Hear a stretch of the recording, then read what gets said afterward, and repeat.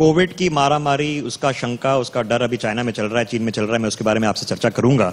लेकिन एक जो खौफ और डर में देश रहता था कि किसी भी शहर में, मैं सिर्फ जम्मू कश्मीर की बात नहीं कर रहा हूँ, बड़े बड़े शहरों में, मुंबई, दिल्ली, जो आतंक का डर रहता था, ये आतंक का डर शहरों से कम हो गया है। आप आंकड़ों की बात कर रहे थे, ये टेररिज्म में क्या हमने आतंक का मुकाबला करने में हमने क्या दिखाया है, क्या संकल्प दिखाया है और क्या रणनीति दिखाई है? ऋषभ जी, आपने बहुत महत्वपूर्ण सवाल किया, क्योंकि सुरक्षा चाहे सीमा पर हो या फिर देश के अंदर आंतरिक सुरक्षा की बात की जाए, आतंकवाद, नक्सलवाद के खिलाफ जीरो टॉलरेंस पॉलिसी लाने का काम मोदी सरकार ने किया और नक्सलवाद, आतंकवाद को जड़ से खत्म करने के लिए जो भी कदम उठाने थे हमारी सरकार ने उठाए। और जो लोग इन हमलों में शामिल थे पूर्व की सरकारों के समय में, उनके खिलाफ उस समय कभी कड़ी कार्रवाई नहीं की गई। 26/11 का हमला हुआ, उस समय की सरकार चुप बैठी रही।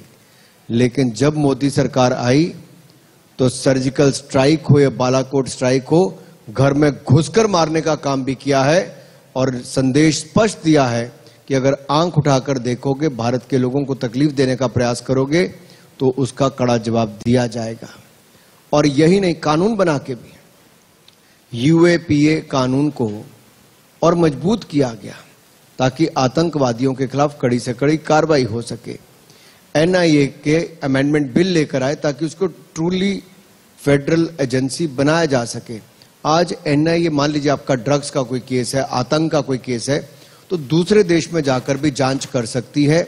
जैसे एफबीआई वहां पर एक ताकतवर संस्था यूनाइटेड स्टेट्स में है, भारत की एनआईए भी उसी तर्ज पर एक सशक्त संस्था को खड़ा किया गया। अब आंकड़ों की अगर ऋषभ जी बात करें तो जैसे पूर्वोत्तर भारत की मैं पहले बात करता हूं, क्योंकि उस और भारत के पूर्व की सरकारों का बहुत ध्यान नहीं जाता था। हमने क्या क्या किया? एक, इंसर्जेंसीज में कमी आई। कितनी? 80% की कमी इंसर्जेंसीज की घटनाओं में आई है और सिविलियन डेथ्स में 89% की कमी आई है। और ये लगातार प्रयास हुए जब नक्सलवाद के खिलाफ, एलडब्ल्यूई के खिलाफ लगातार भारत सरकार ने काम किया।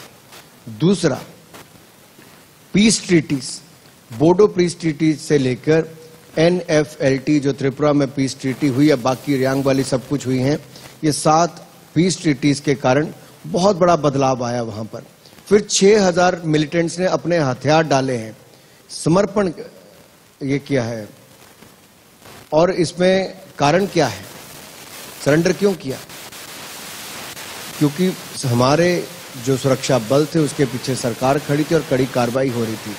Armed forces special protection act, इसको कम करने की या खत्म करने की बात नॉर्थ ईस्ट से बार बार उठती थी। आज मैं कह सकता हूं त्रिपुरा में, मेघालय में पूरी तरह से ही अफ्स्पा को वापस ले लिया गया।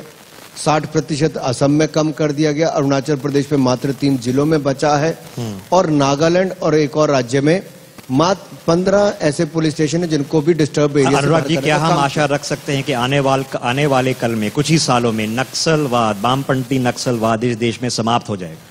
मैं इस मंच से, आपके इंडिया न्यूज के मंच से कह सकता हूं, नक्सलवाद को जड़ से खत्म करने के लिए सरकार ने प्रण लिया है और उसके खिलाफ कड़ी से कड़ी कार्रवाई हो रही है।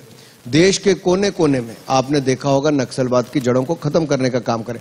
जम्मू कश्मीर में भी देखिए, आतंकवाद की घटनाओं में जिस तरह से हम कमी लाए, बहुत बड़ा बदलाव आया है। धारा 370-35 से तो हटाया ही, आतंकवाद के खिलाफ कड़ी कार्रवाई भी की और इसका आपको संदेश भी सामने अनुराग जी,